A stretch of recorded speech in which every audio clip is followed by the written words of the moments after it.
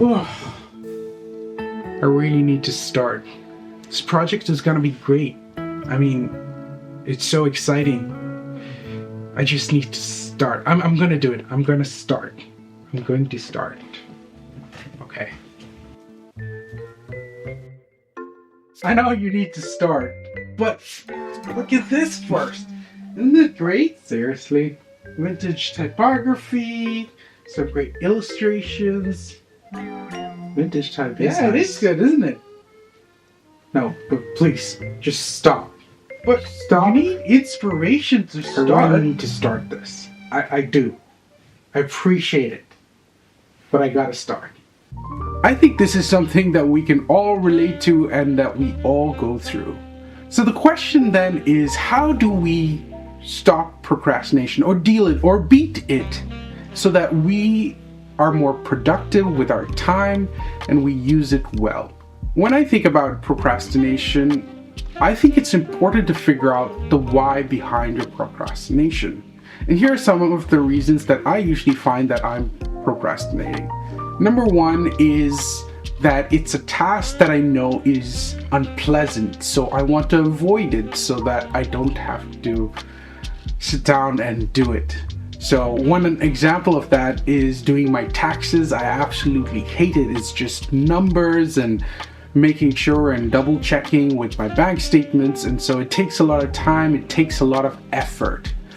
So I tend to avoid doing that and I procrastinate until the deadline comes up, and then I just have to slog through it for the next couple of days before the deadline.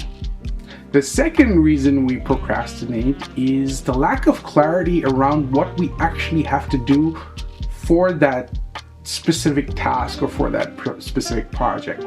So maybe you're super passionate about the project, but you don't have the exact steps laid out yet. So you spend more time getting inspired and looking at all these things, but then you don't have the clarity around, okay, what are the next steps I need to do? So once you've figured out your why, these are my 3 tips on how to beat procrastination.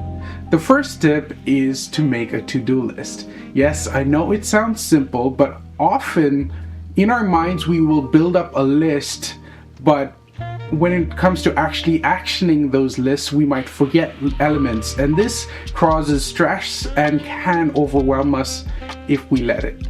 So by clarifying our list and visualizing it from our heads onto paper allows us the clarity on the tasks. The second thing we're going to do is to prioritize the task list. Sometimes we fill our days with so many different tasks that aren't really as impactful as we think. And so it's important that we prioritize our tasks. A good way of doing this is using the 80-20 rule. 20% of our action should account for 80% of our output. So call that list, prioritize it based on what is the 20% you could do today that will ensure that you get the most important things done that will have the largest impact for you. Number 3 is set rewards for yourself. So this is an interesting one because I hadn't really thought of it this way until I had a conversation with my dad recently. And we were talking about discipline, and he was saying I was quite disciplined as a child in the sense that he hasn't met very many artists that are disciplined, that follow through with tasks that they set. And I was thinking about it, and why was that? How did that occur? And so for instance, when it came to doing homework, I did my homework before I went out to play, because in my head I was like, if I finish my homework now, that means I have more time to play. So this was a subconscious level of reward creating that I had created for myself. By finishing my homework quickly, it meant that I had the maximum amount of time to play and have fun and do the tasks that I really love. So you can create mini rewards for yourself as you're working. So setting your reward will keep you or give you that motivation to keep moving forward. And the bonus time management task is the 90-minute rule. So what is the 90-minute rule? In the 1950s, the scientist Nathaniel Lightman was studying the human sleep cycle, the REM cycle as it were. And he discovered that there was this pattern of 90 to 120 minutes of continued REM before we came out of that space, and then we'd go back into that.